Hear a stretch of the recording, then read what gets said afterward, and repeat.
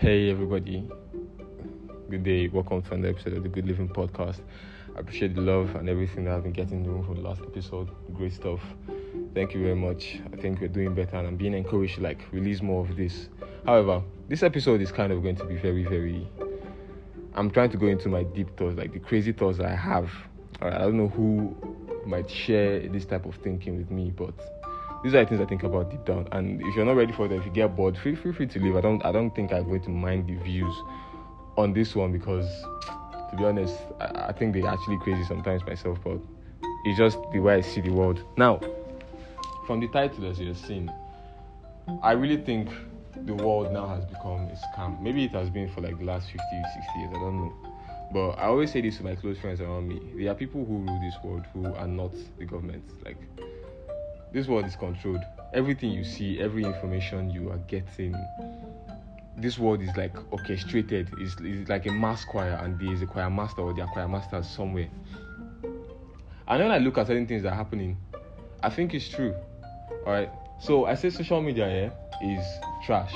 I noticed something, and this is no dissing to any woman, but there's somebody, there's a girl I know, and I use TikTok, for example. And even but let me just say TikTok because I think TikTok algorithm is stronger in terms of promoting your interest and bringing it to your page. Now, this was the first thing that made me observe this thing I'm talking about now. I know the same person owns Facebook, the same person owns WhatsApp, the same person owns Instagram. These three apps are the core of everybody who is active on social media. You have Instagram, you have WhatsApp, you have Facebook. And you probably don't need anything else. Most people have only those three and nothing else, all right? Maybe Snapchat for your actual work. So, while we do that, I noticed something. On my TikTok, the things I get are DIY hacks, informative stuff. I'm not trying to say I'm a genius or a geek or that, but those are the kind of stuff that I like, theories, stories about experiences of people, stuff like that, quizzes and, And then I know for a fact because when I first started using TikTok, and then occasionally right now on my feed, I still see, all these trending sounds and all these trending dances. And I don't make any, actual meaningful content myself on TikTok, but I am a huge fan of those. And I noticed that my TikTok is different from other people who I see scrolling through TikTok. Other person, time after time, just scrolling is one stupid dance. I call it stupid dance, as in parentheses. It's not exactly that I think it's dumb. It's just, I call it stupid dance because it's just a dance. Short, 15-second dance, and then that's it. And it's those kind of things, and maybe couple goals and stuff like that on the internet. And I thought, isn't there an end game? Because I made a post one time about I'm going to leave the grid, escape the matrix, be above. I'm going to see things from the outside world. And I started thinking to myself, there's a way this thing is working. What if we are being distracted right now in this world? Because I know the stuff that were important before are no longer important. And I got a lot of my ideas from actually listening to people, watching people who think the same way. All right, I don't think anybody influenced my thinking. I think I was clearly inquisitive about stuff like this already before I started coming across those things, and then more of it started coming. The law of the universe, attract what you attract, or you get what you attract.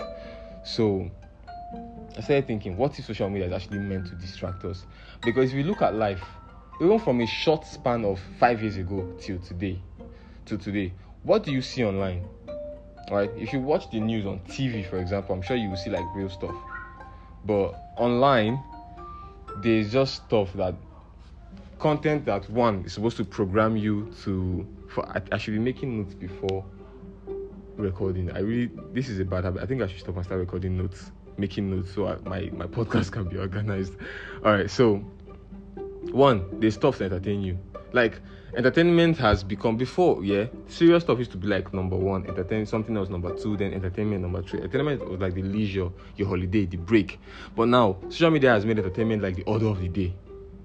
You get, people don't want to be doctors anymore, people don't want to be lawyers anymore, people are okay just being content creators and just taking the money from that, ditching school and, just living like that.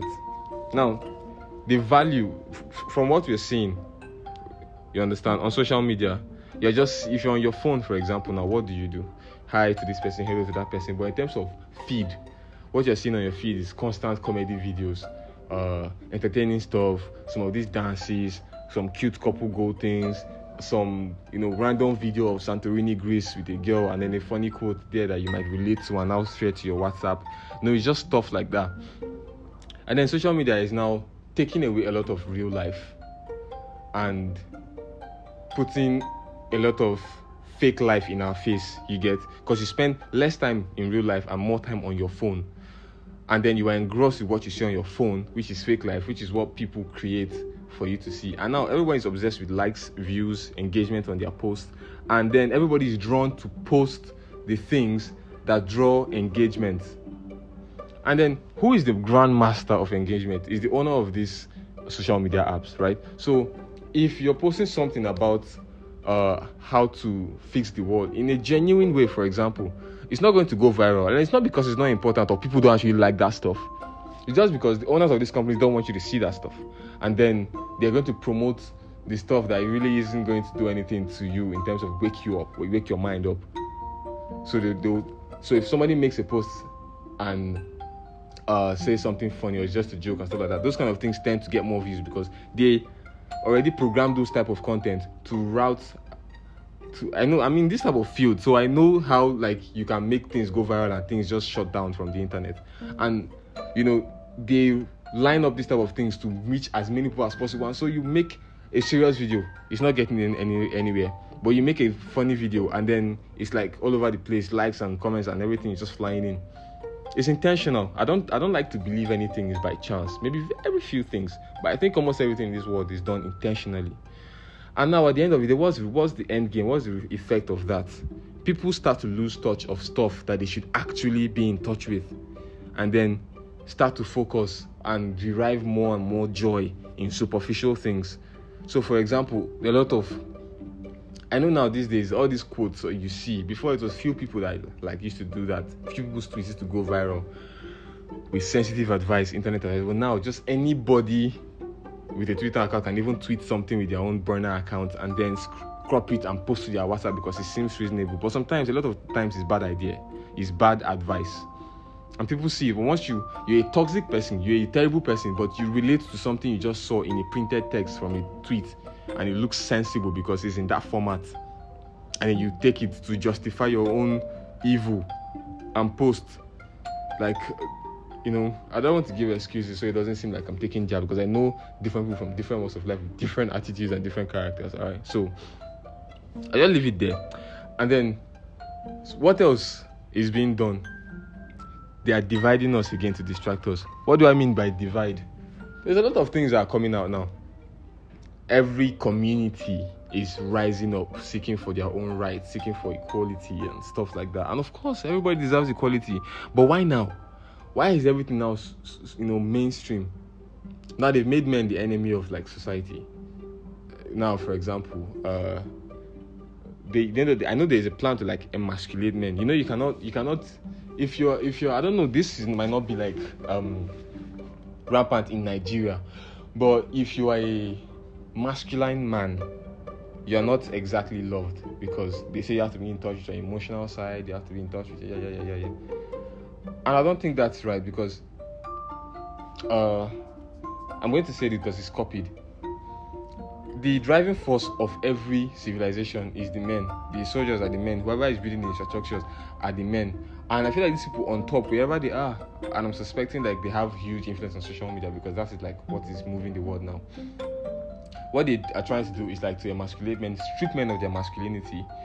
And then in a society with no men, it's just women and children. Then you can lead. If you're going to invade somewhere, even in the Bible, even in all the ancient books and in history, what do? They kill the men and kill all the fighting age males and kill all the firstborns and just leave the women and children, because you can conquer any place with women and children. And this is no disrespect to women before somebody starts coming at me. But now, feminism has made men to not want to be men anymore, right? Now there are men saying that they are feminists so that they can maybe get some pussy or just feel among and not be hated. Because now, if you're a masculine man, there will be something there you will do, even without the intention, that will be labeled maybe homophobic or sexist. And now men are trying to avoid that, and then they're gradually losing touch with their masculinity. And then suddenly they will be what you have a population that is easy to control, easy to manipulate, easy to convince. All right, and then something else social media is doing, apart from this distraction. Okay, you might ask now, at this point, somebody might be thinking, okay, but what they want to do exactly is to keep the rich richer and the poor poorer. Because if, for example, I'm in a room, for example, and there's like good stuff in this room, maybe a bunch of, maybe a bunch of money. If it's only me that is here, it's great. Okay, if it's me and my guys, my close guys, maybe which are like 5 or 6 people, me and my close guys that are in this room, it's cool. But we'll start locking the door because we don't want every single person who knows what is in this room to come into the room. It's okay if you know, but as long as you don't have access to the room, then it's great. But if you don't even know what is in the room, then it's even better for us because you wouldn't even want to come here. So that's the idea. If you leave everybody, then there's going to be a shift. The richest man in the world yesterday is not last year. It's not the richest man in the world. Or let's say, for example, Bill Gates was the richest man in the world before. Now you might still have that at the back of your head, but he's no longer the richest man in the world. He's not even top 5 anymore. And that power shift is what people don't like because we are human beings. We have greed in us. And that power shift is what people don't like. So to maintain a certain carcass, there might be a cult somewhere. In fact, I believe that there is people somewhere. I don't want to call them a cult because I don't think they're doing rituals and shit. But there's a group somewhere powerful enough with people with money who have formed an alliance and say, yo, we are not going down. We are going to make these people bend to our will, and we have this and this and this, and this is what they like. So we'll use that to capture. And there's a plan in place, and I think we are blindly falling for it. I don't know how to wake up and fight it, but I think not following every single trend is a way. I know something on TikTok now, they just have to, there are different like filters coming up now, left, right, and center, where they just have to ask for some personal information to give you some detail about yourself. Like put your date of birth here to see how you died in your previous life. Yeah, but why is that necessary though? I mean, sorry, maybe I overthink, but I question these things. Why is it necessary? Why do I have to do that?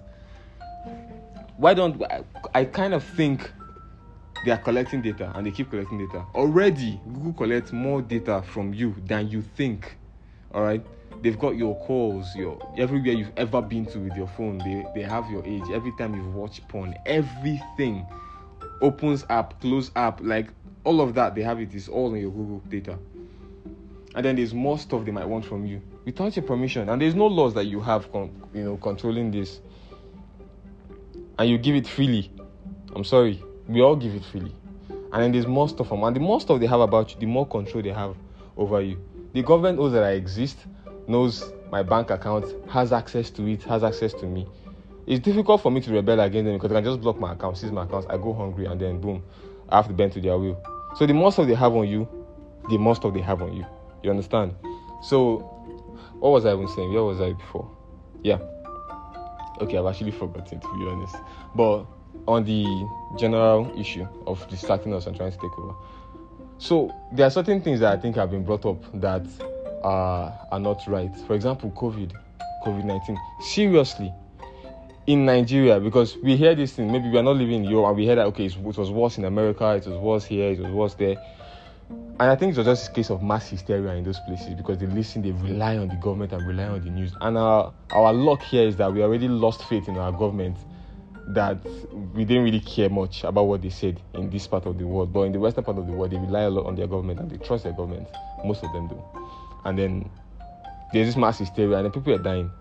But here, did you really feel did you really feel the virus in Nigeria? If you're listening to this, how much of COVID did you feel? Did you feel sick? Were you compliant with every single thing? Were you washing your hands and wearing face masks every single place you went to? No, you were not doing that. But then, did you get sick? Did you get COVID? No, I know just one person that got COVID in my life. One person that I knew face to face that got COVID. Only one person. He got, his wife got. And they were fine in a couple of days. So it was just a small thing that would have, just blown over. Had even they didn't blow it out of proportion. And have everybody sit down, and then they shut down stuff. Have everybody sit at home. You just sat at home for nothing, You couldn't hug your loved ones because they said so. But it was just a small flu. And they will say it's conspiracy theories, but everything has a reason. Now they've struck fear in the heart of everybody. Nobody wants to die, you understand? And maybe the internet, they didn't expect it to blow up the way it did. And people's eyes started opening, and they were like, we are going to keep you safe, right? Oh God, I heard this in somewhere and I've forgotten exactly how that guy put it. But then they've taken away the certain narratives that we were bending to, right? Freedom was the in thing then. All right, it was freedom that they used to sell to you. You know, if you work, you're going to school, you work, you earn money, you have freedom to do whatever you want, you can go wherever you want. And it was freedom. And then everybody had freedom, including freedom of speech. And you can say stuff, and you can begin to say stuff like I'm saying now. But they didn't know that would be possible. And then when this possibility came, they changed it to safety. So now, let me explain this. Safety in the sense that now this virus has come, yeah? Now, what do they tell you? You can't fly unless you've taken a vaccine. And you can't even, in some places now, for you to have a job, you have to have taken the vaccine. Where is my right to choose what enters my body? My family, my girlfriend, people who know me know that anything that's entering my body, I like to know what it is. I want to know exactly what it is, even if you're trying to help me. I've been at a point where I literally could move even my mouth, but still have to like tying my hand and trying to put something in my body. I was still asking through the corner, what is this? What are you putting in my body? And I was shaking, so they don't put it unless they tell me what it was. That's how serious I am with my health and what enters my body. And from day one, I had not trusted this vaccine. I don't know what it is. I don't know what it's supposed to do, but I just know it's not pure. And the fact that they just brought this virus, and then in 1 year, it's supposed to be a killer thing. Compared to the world population, not many people died, to be honest. All right, I know. Respect to the thousands of lives that were lost, hundreds of thousands, maybe millions, honestly, that were lost. But mass hysteria, people who already had underlying health issues and stuff like that. And then it has blown over. Life is, except for the companies that really suffered, life is maybe back to normal for the average man. And what has happened? Nothing really. But now there's a vaccine that they want you to put in your body by all means, before you get a job, before you fly, before you do this, by force. And you're telling me it's coincidental. So now they've turned everything to safety. They're trying to keep you safe now. But now, do you have your freedom? No. They have that now on you. Who knows if it's a chip you can't hide? Or what if... Okay, here's something else again. You can't say what you want on social media, apparently. Because when this thing starts, where if I type something with ass, fuck you, bitch. Before, you could post those comments on social media, on Twitter, right? But now, you do that on Twitter. Before you post it, they warn you first. On Instagram, you can't even post it, all right? It's not going to go. They will tell you they couldn't do that, sorry. You can't, So, they are beginning to, in their mind, they are censoring shit. They're just censoring stuff and trying to protect you and me. But these are stuff we know. I might want to jokingly insult because literally, I was trying to jokingly insult my friend on Instagram the other day. He was on live. And it wouldn't go. Look at that. So that tomorrow, when you say stuff that they don't want you to say, they could still put it under that label and cancel you. And they done it to somebody. So, these are the things that I think are going on under our noses. We are being distracted by a lot of things. And our values are changing. I'm trying to be careful with my words because I don't know what will happen tomorrow. I don't know where this audio clip will go. But the world is changing. And a lot of things are coming up now that are so bizarre. I've always been an advocate of different type of things. I try to be an open-minded person. But the idea that a man can become a woman, a woman can become a man, I'm not going to look at you that did your sex change and be homophobic to you, treat you differently or insult you, abuse you, or even advocate for you to go to jail or anything like that. No, never. You're a human being. But it's just silly, the idea that could even be possible. And then you can change your gender from being a man to a woman and participate in women's sports. They're distracting us with all these arguments now, yeah? And blurring the lines. And then how do you know what is right and wrong? How do you know what values are anymore? Now, there are different sexual orientations. I don't know how mainstream this one is now, but apparently, pedophiles are clamoring for a right to be heard. Awareness that you can actually be in love with a child. It's not a sickness. It's not abuse. You can actually be in love with somebody of younger. I saw something like that. I'm not making this up. I saw something like that on the internet. Somebody was on an interview with a certain news channel. I don't think it's a mainstream one. And was trying to explain that pedophilia is not exactly a crime. It is a feeling. And this is how these things are. At first, they're so bizarre. And then eventually, PR, these same social media companies begin to shed these things in a bright, good, woke light. In a woke light. So that you that is woke and open-minded can say, yeah, but they're not hurting me, so yeah. And then you begin to accept everything. And it's social media that designs how things are being fed to you, because you spend most of your time on your phone and online. So the way they feed stuff to you is the way you take it in. It's going to take a serious amount of critical thinking and scrutinizing for you to actually look at things and be like, nah, that's wrong. To see the problem with some of these things.